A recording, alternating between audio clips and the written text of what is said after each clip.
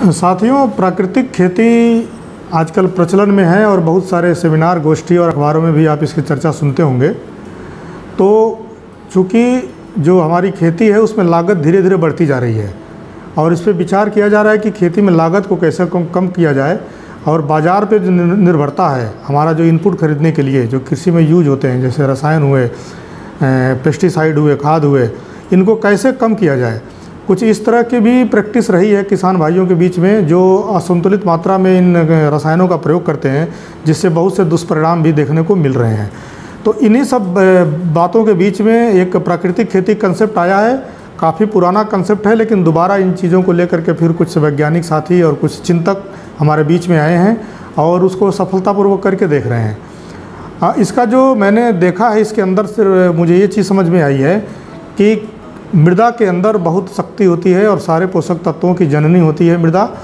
अगर हम उसको सही तरीके से उसका पोषण करें, उसकी देखभाल करें, तो वो उन तत्वों को पौधों के लिए बड़ी सरलता से उपलब्ध कराती है, ऐसा देखा गया है। और बहुत से माइक्रोब्स होते हैं, इसलिए हम मृदा को लाइव मटेरियल कहते हैं, उसको डेड नहीं बोलते हैं। तो एक जीवित उसको बॉडी माना गया है। मृदा को जीवित इसलिए कहा जाता है कि उसके अंदर बहुत से जीवाणु होते हैं और एक चम्मच मिट्टी को अगर हम देखें तो उसके अंदर इतना जीवाणु होते हैं जितनी पूरी दुनिया की जनसंख्या से कई गुना ज़्यादा है।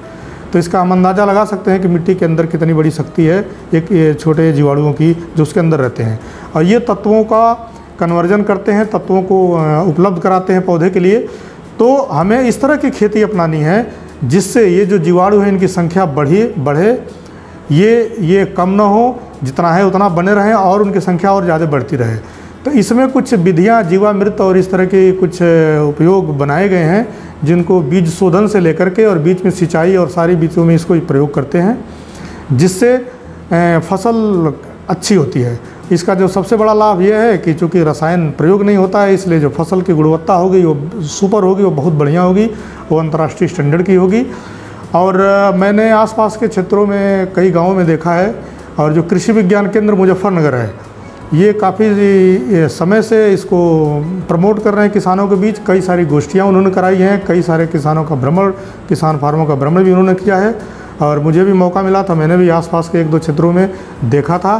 तो बहुत से किसान हैं जो आगे बढ़कर इसको कर रहे हैं और उसका लाभ उठा रहे हैं।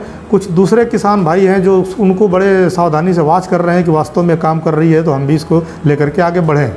तो मुझे लगता है कि अगर खेत में ये चीज़ें सफल हैं तो इसको करने की आवश्यकता है, और मेरी शुभकामना है इसके लिए।